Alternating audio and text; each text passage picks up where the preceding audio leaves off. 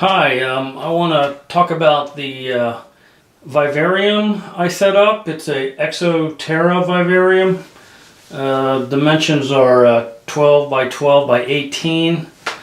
And I've always wanted a frog vivarium, a tree frog. I just love tree frogs. They're so exotic looking and tropical.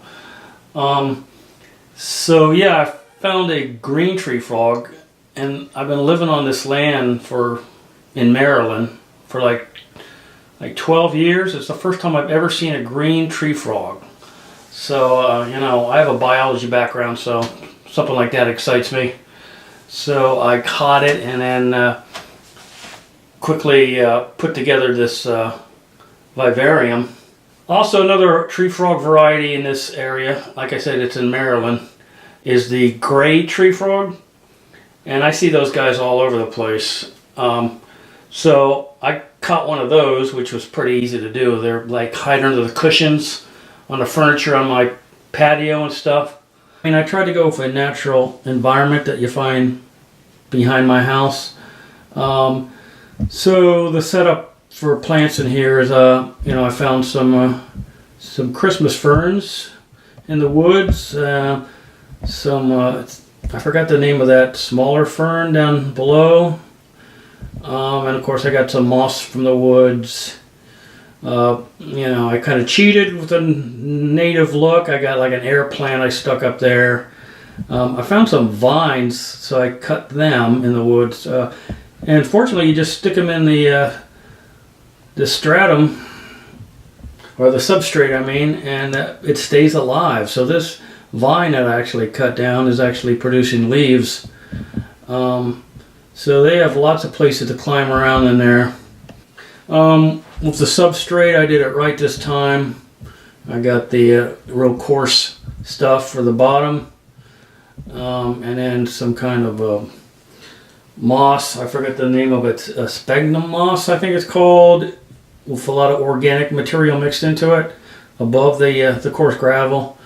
On top of that, I have moss and some leaves. So yeah, there's a lot of draining. I don't even like water it. I miss this thing a couple times a day, and so it works really well. All the plants are happy, the frogs are happy. Of course, I went with the vertical terrarium because these are tree frogs, so they need to climb. So I think it works really well.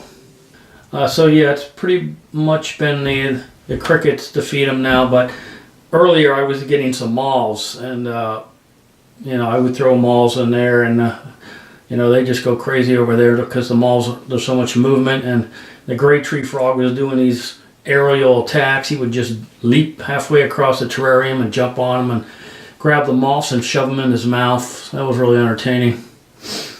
So at this point, it's crickets until it gets warmer in the spring. Then I'll start putting more stuff in, like more moths and maybe earthworms, and mix up the diet some more. These are nocturnal frogs, so most of the activity is at night or early in the morning when I wake up.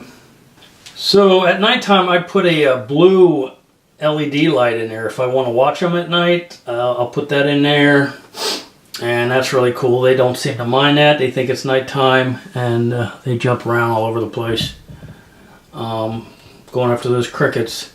During the day, like every other day, I put in this